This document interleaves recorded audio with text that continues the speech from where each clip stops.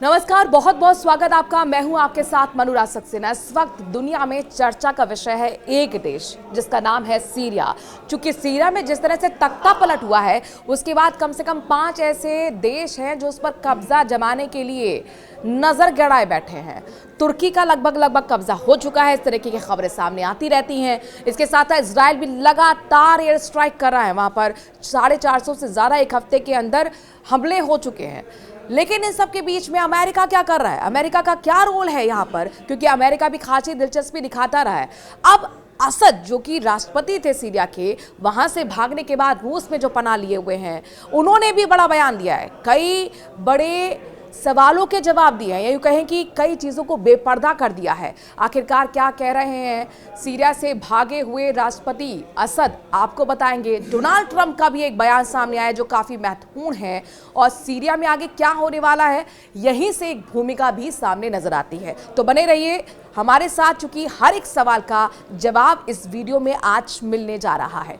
America के नवनिर्वाचित राष्ट्रपति डोनाल्ड ट्रंप ने कहा है कि सीरिया में असद को सत्ता से हटाने वाले इस्लामी समूहों के पीछे तुर्की का हाथ था। यानी उन्होंने बात कहीं ना कहीं पुष्टि कर दी है कि तुर्की का हाथ था। ट्रंप ने कहा कि तुर्की ने अपने पड़ोसी पर अमित्रतापूर्ण यानी कि अनफ्रेंडली तरीके से कब्जा कर लिया है। सीरिया के राष्ट्रपति बशर अल असद के तख्ता पलट के लिए तुर्की को काफी स्मार्ट बताते हुए ट्रंप ने असद के क्रूर शासन की भी निंदा की है, और तुर्की के लिए कहा कि काफी तुर्की चालाक निकला। ट्रंप ने कहा कि जो वो हजारों सालों से चाहते थे और उन्हें ये मिल गया।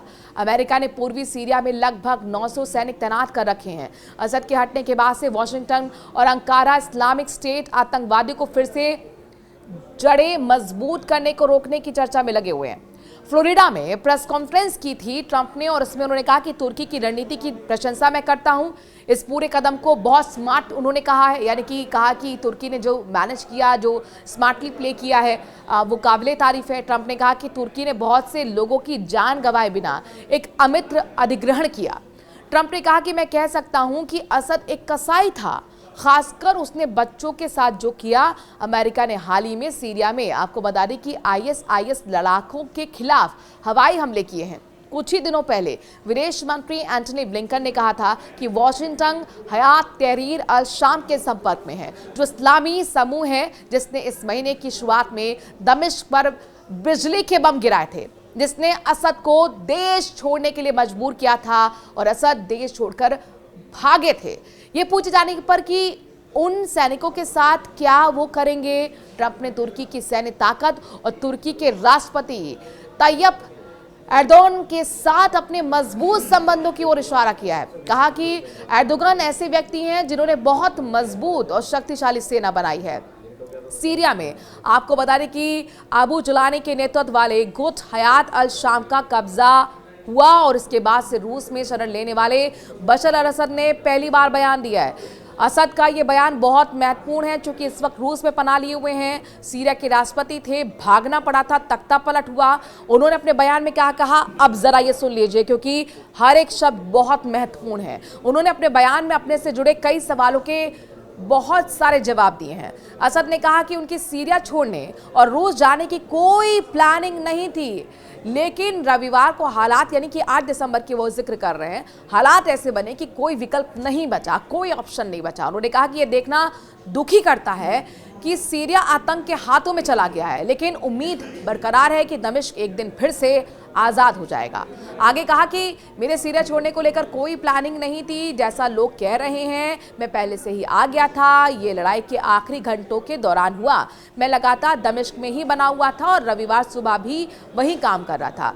आतंकवादी गुटों ने दमिश्क में घुसपैठ की कोशिश की तो लाताकिया चला गया, और वहां से, ताकि वहां से रूसी सहयोगियों के साथ युद्ध अभियान को देख सकूं।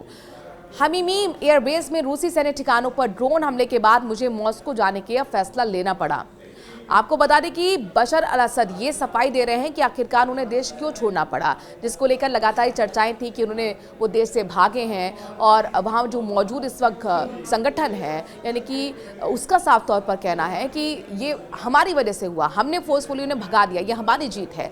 वहीं आपको बता दें कि असद हैं कौन, उनका पूरा एक राजनीतिक इतिहास भी रहा है। बशर अल असद साल 2000 यानी कि 24 साल से सीरिया के राष्ट्रपति थे। उनके पहले उनके पिता हाफिज ने 30 साल सीरिया पर शासन किया था। नवंबर के आखिर में अलकायदा से निकले अबू जुलानी के नेतृत्व में सीरिया में विद्रोही गुट ने उनकी सत्ता के खिलाफ लड़ाई शुरू की थी।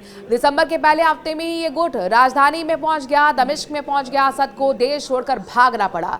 राष्ट्रपति असद के तख्तापलट के बाद सीरिया पर इजरायली हमले भी एकदम बढ़ गए हैं। ये आप हर रोज सुन रहे हैं। इजरायल का दरअसल कहना है वो हमले के पीछे तर्क देता है कि वो इसलिए हमले कर रहा है सीरिया के अंदर ताकि जो हथियार हैं वो आतंकियों के हाथ ना पड़ जाए, इसीलिए सैन्य ठिकानों को वो तबाह कर रहा है।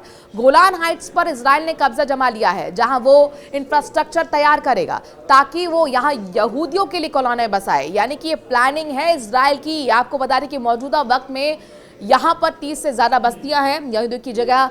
यहाँ पर 20,000 लोग बताया जा रहा है कि समुदाय से लोग जुड़े हुए हैं, यहाँ पर रह रहे हैं। साथ ही उसने यूएन के बफर जोन में अस्थायी तौर पर सेना भी तैनात कर दी है। वही एसटीएस सबसे मजबूत संगठन सीरिया में इस वक्त बना हुआ है। ये वही लड़ाका दल है जिसकी वजह से यहाँ पर तख्ता पलट हुआ है।